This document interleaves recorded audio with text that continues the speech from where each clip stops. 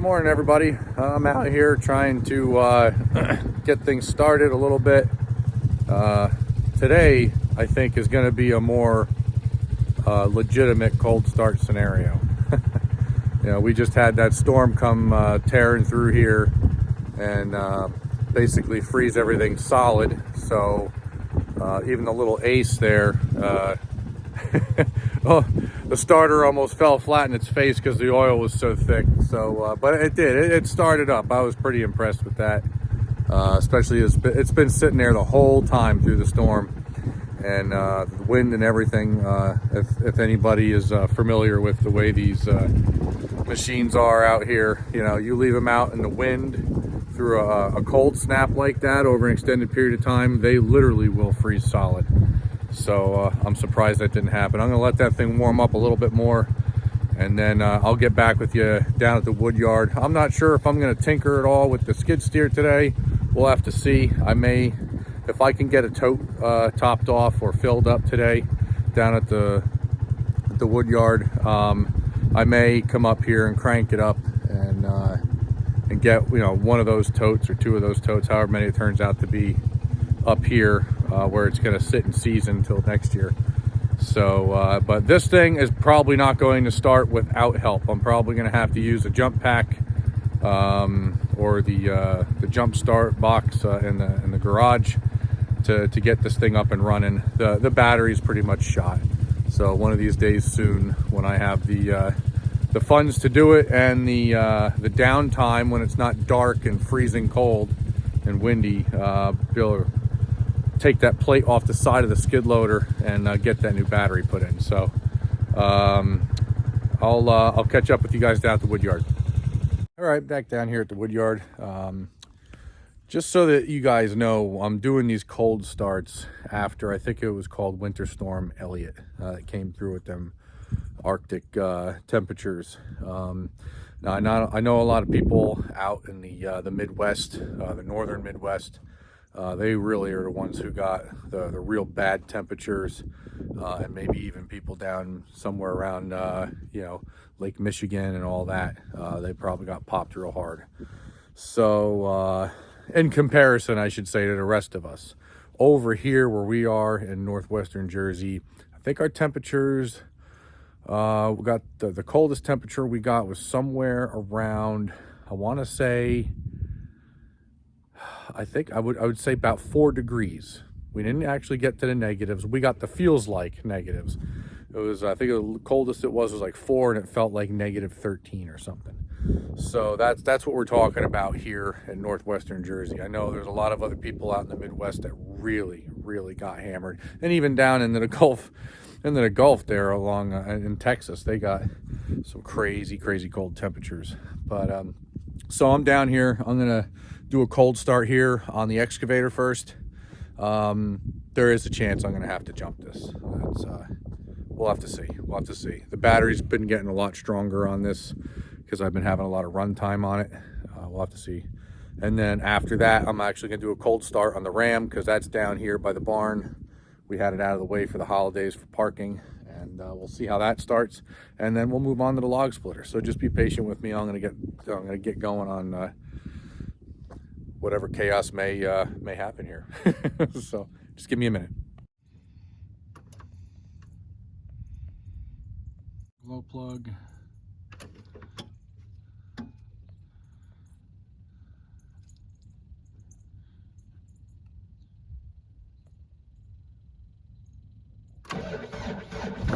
Wow, I did not expect it. She was a little, she struggled a little bit, but yeah, that's pretty awesome.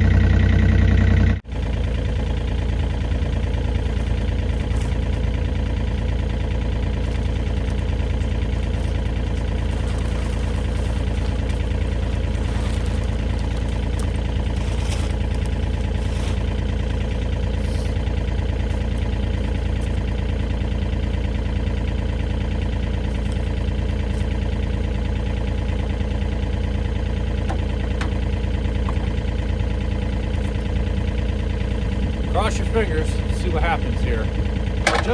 Just so you guys know, today's temperature right now is 25, and the projection is that it could get up to a high of 30, I guess. So I imagine it's probably going to stay below 30, just the way things have been going according to what their projection originally was. So we'll have to see.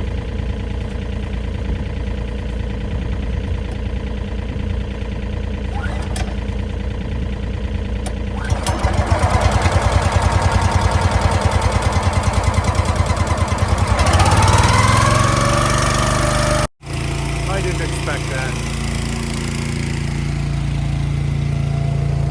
2 poles? That's pretty impressive. If that thing will stay that reliable, I don't know if I'll ever get rid of it. That's pretty awesome.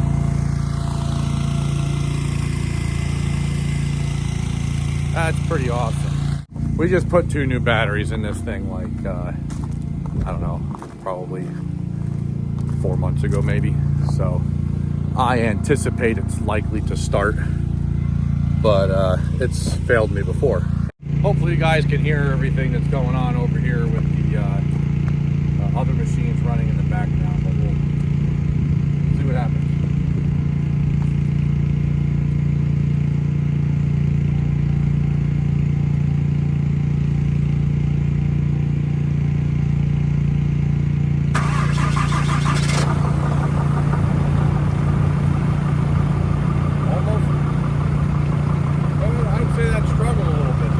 So tomorrow I get to take the truck and trailer down to the local tire shop. Early Christmas gift, I got a tire here with a massive puncture in it. It almost looks like I ran over some rebar or something.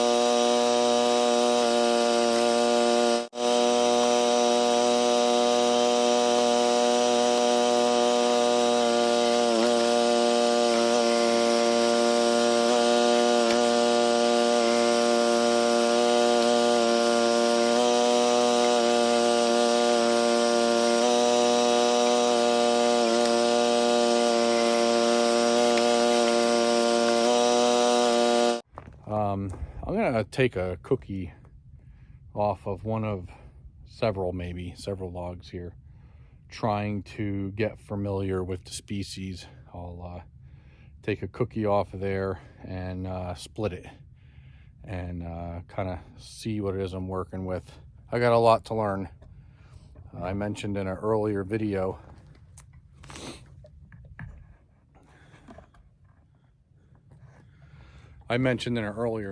that for somebody who's been a carpenter for most of my young life, you know, all those years, I've always looked at different species of wood a different way, because we're using it at a different stage of its existence, you know. And, you know, with bark and, you know, just the way wood looks when it's split versus when it's sent through a planer, it's quite a bit different. So, just trying to get used to it. So I'm going to go over here. I'm going to cut off a few cookies off of some of these logs and just use my hatchet to split them open and see what I'm working with. All right, well, I'm back in the track loader. Unfortunately, like I suspected it wouldn't, it didn't start on its own. I had to get out the old jump box, get her fired up. So I've had it running out here for about a half hour or so. Sure, after it sat through all that cold weather, that it got plenty warmed up. I'm going to leave it in low gear and kind of take my time getting down here to the wood yard. Want to make sure that the drive motors and everything warm up, get the fluid warmed up. Forks thrown on this thing. So I was looking at those cookies that I cut off the logs, and I'm pretty confident that the two logs that I had cut, one I believe was red oak, and from what I see,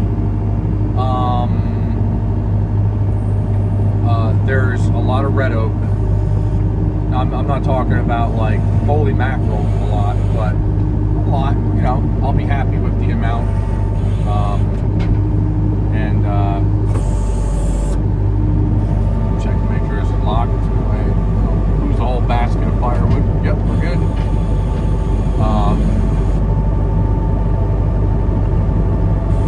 Yeah, so that's pretty cool. And the other one, I got a little bit confused and torn, but I'm pretty confident now. I did a little bit of Googling this and Googling that, and come to find that it is almost certainly a shagbark hickory.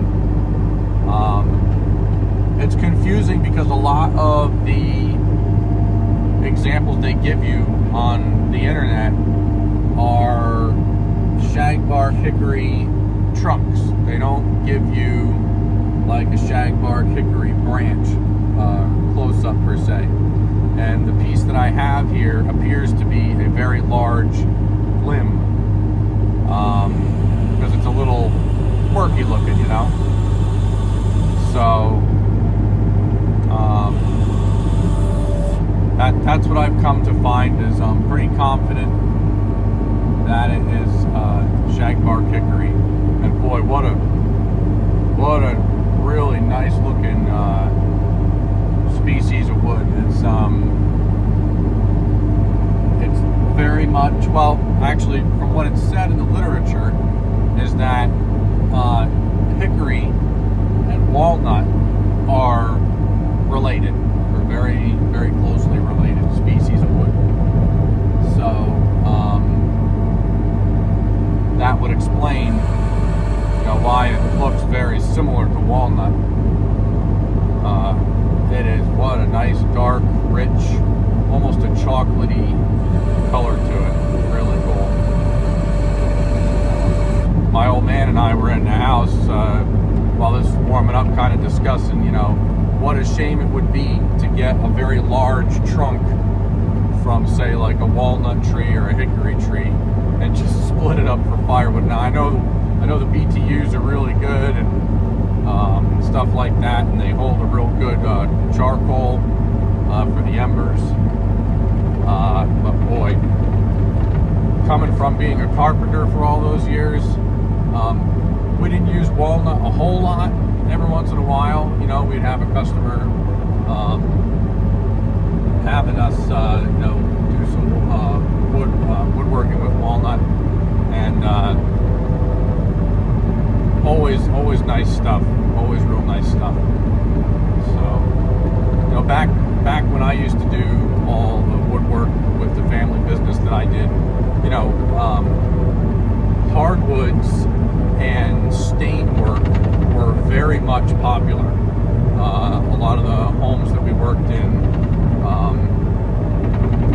there was a lot of work that we did that was hardwood and stained cabinetry. So, just beeping at my neighbor. He's over there with his burn barrel, smoking out the neighborhood. But yeah, so now there is a lot more paint grade work than usual. There's a lot of people using what do you call it, MDF and poplar and like pre-finished shop birch, unfinished shop birch, things like that. Which, I mean, hey, you know what? It is what it is.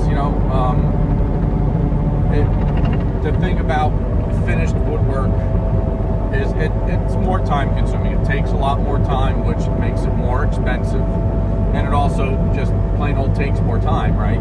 The customer might be willing for the extra expense, but they might not be all that willing to wait the extended period for the project to be completed due to the process of staining and finishing. So these days, I think people, they want their houses built. They want them built as quick as possible, and they just prefer to go with paint grade. Not really liking how this basket is. I'm going to adjust here. My backyard has a slant to it. I just want to make sure that I don't lose this basket. I wouldn't be so worried about losing the basket. Sorry about the squirrel moment, but these forks on here, if any of you guys are familiar with the telescoping boom forklifts that they use, some guys call them lulls, some of them call them patty bones, but those forks typically on those machines, if you pick them up and you tip the rack forward, the forks swing on one attachment point. It's like a big solid bar of steel, and that's the type of forks that I have here. And they have their conveniences, but they also have their inconveniences. And if you're driving on an off-camper sideways and your palletized product starts to lean, because that one fork can kind of swing up, it allows it to lean well into a tipping point, so that it will basically allow it to tip over and possibly lose your load. So it's kind of good, but not good. And I didn't choose these. It was kind of one of those things. It was a freebie.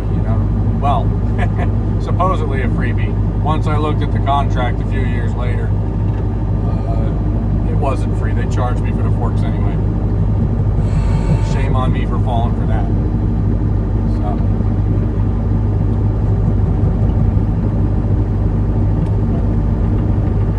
Nice though, after that deep freeze, the ground's all firmed up. Good. One more third of a cord and the lineup up here behind the outdoor arena.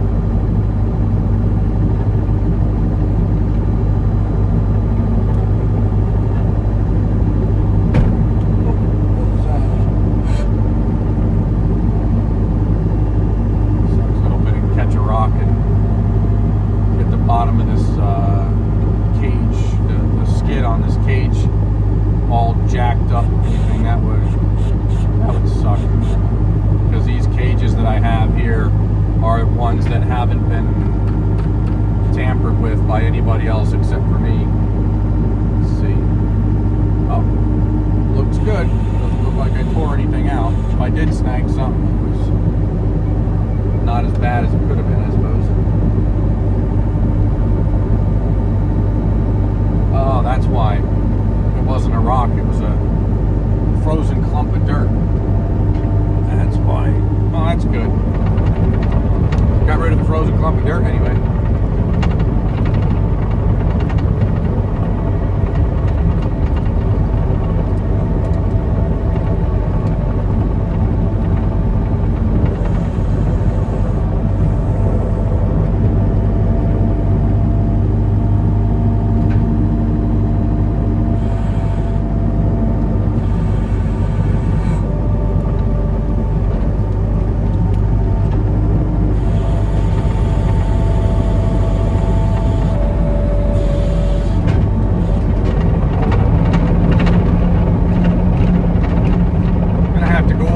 Bother my neighbor.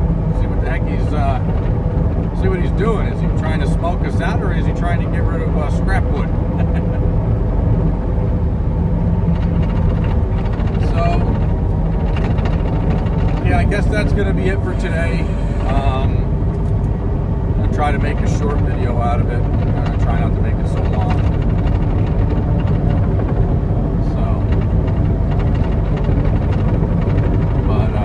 You guys have yourselves a good evening. I appreciate if you made it this far, that you've stuck around this long. Appreciate it a lot. And as always, if you could like, comment, subscribe, and maybe hit that notification bell to notify you whenever I post a new video. And we're going to catch you guys on the next one.